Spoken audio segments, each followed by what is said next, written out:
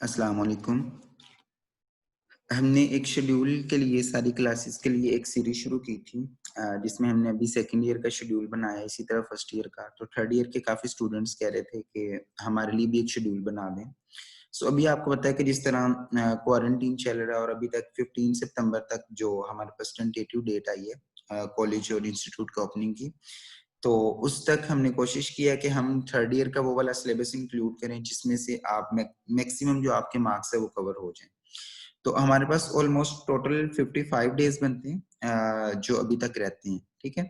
तो 55 डेज़ में से मैंने कोशिश ये किया कि मैक्सिमम जो टाइम है वो हम बच्चों को रिलैक्सेशन भी दें अंदर और जो है अंदर बच्चे जो हैं वो अपना एन्जॉय भी कर लें, लेकिन साथ-साथ अपना सिलेबस भी कवर कर लें। सो 55 डेज़ में से 45 स्टडी डेज़ रखे हैं और 5 डेज़ ईद हॉलिडेज़ के लिए रखे हैं और 5 टू 6 डेज़ हमने संडेज़ और रैंडम ऑफ डेज़ रखे हैं, ठीक है?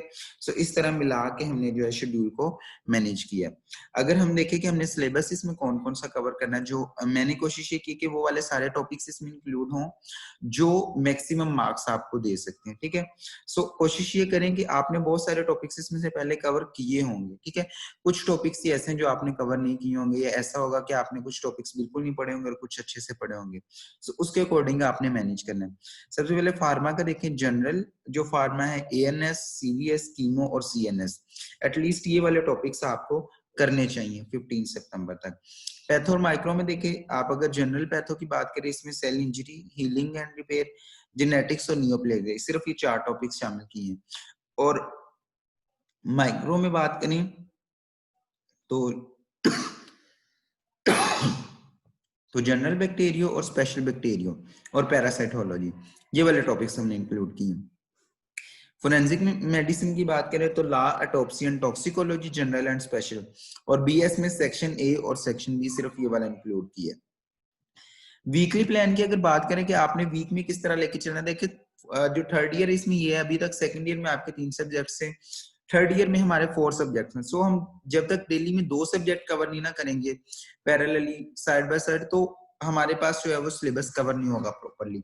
सो एक सब्जेक्ट को आप मेजर रखें, एक को साथ थोड़ा सा डेली पढ़ लें जिस तरह मैंने सिलेबस में मैनेज किया है। सो अगर आप देखें मंडे से फार्मा पैथो का है, ट्यूसडे भी फार्मा पैथो है, वेडनेसडे भी फार्मा पैथो है, थर्सडे आगे फार्मा फोरेंसिक है, फ्राइडे आगे पैथो फोरेंसिक है एंड सैटरडे फार्मा बीएस है। सो अगर आप देखें फार्मा के लिए 5 डेज हैं हफ्ते के अंदर, पैथो के लिए 4 डेज हैं, फोरेंसिक के लिए 2 डेज हैं और बीएस के लिए 1 डे। यानी इस तरह आपका वीक जो है वो मैनेज होगा और संडे को अगर कोई चीज आपकी रहती है रिवीजन वाली या कोई टॉपिक आपका उस वीक का कंप्लीट नहीं हुआ उन डेट्स के अंदर तो आप संडे को भी पढ़ सकते हैं, ठीक है, उस टॉपिक से रिलेटेड।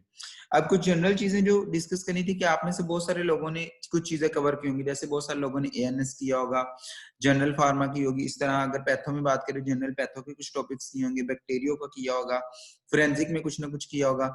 सो जब आपने सिलेबस कवर करना है, अगर आपने एक टॉपिक किया हुआ है, फॉर एग्जांपल अगर आपने एएनएस या जनरल फार्मा की इसलिए मैंने वो एंड पे रखी है, इसी तरह आपने जनरल पैथो जो वो की है तो वो मैंने थोड़ी सी एंड पे रखी है।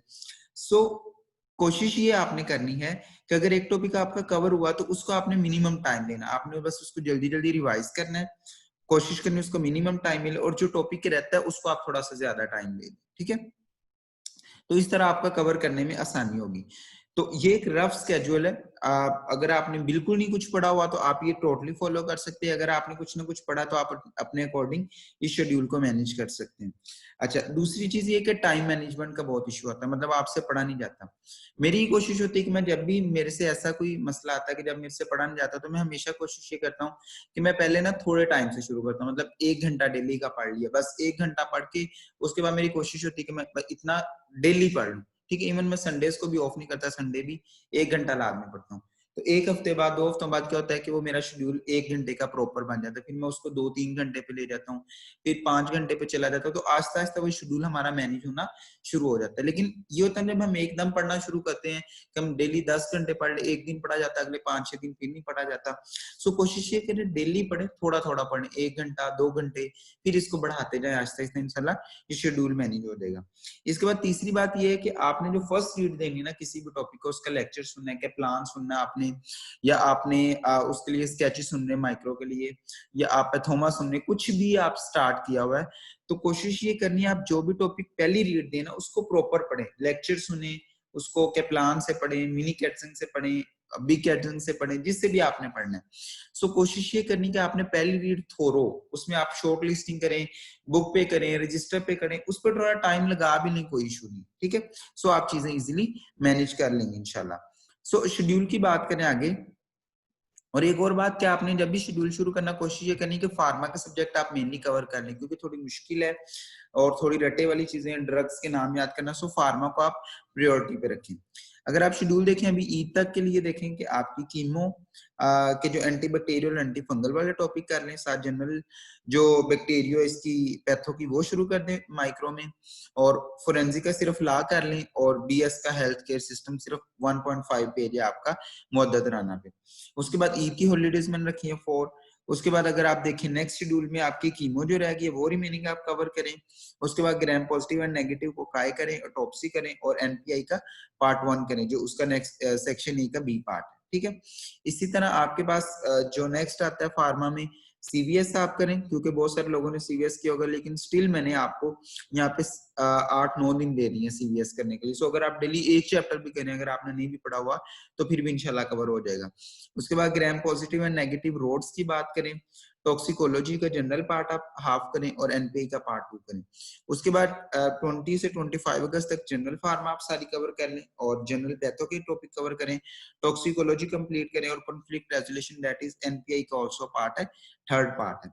उसके बाद अगर आप नेक्स्ट देखें तो आपके पास एएनएस आ जाता है, इसकी भी आपने मोस्टली रिवीजन लोगों ने करनी होगी, लेकिन इसके साथ मैंने जेनेटिक इंक्लूड किया है, और एएनएस के जो कंप्लीट करें नेक्स्ट पार्ट में, इसमें मैंने आपको टाइम दिया। देखें ये जो इतना ज्यादा आपको टाइम दिया ना 12-13 दिन एएनएस के लिए, इसमें आप अगर कोई पिछला टॉपिक सीवीएस रह गया, सीएनएस रह गया, कोई भी, तो आप उसको भी दोबारा से कवर कर सकते हैं, ठीक है। ये सीएनएस आप आगे यहाँ से भी शुरू कर सकते हैं।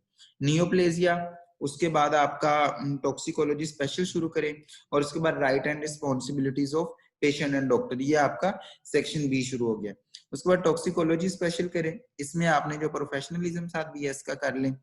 सो ये आपको इस तरह से इंशाल्लाह सारा का सारा ये सिलेबस कवर हो जाएगा। ये ऑलमोस्ट 70 से 75% आपका सिलेबस बनता है। अगर ये वाला आप सिलेबस कवर कर लें, तो होप्स हो कि आप लोग जब कॉलेज में दोबारा जाएंगे, आपके इंस्टीट्यूट ओपन होंगे, तो मोस्टली चीजें आपकी इंशाल्लाह कवर होंगी, ठीक है। सो मैंने अपने लिए जो है ये चीजें प्रेफर करता हूँ कि मैं इस तरह से सिलेबस को मैनेज करूँ।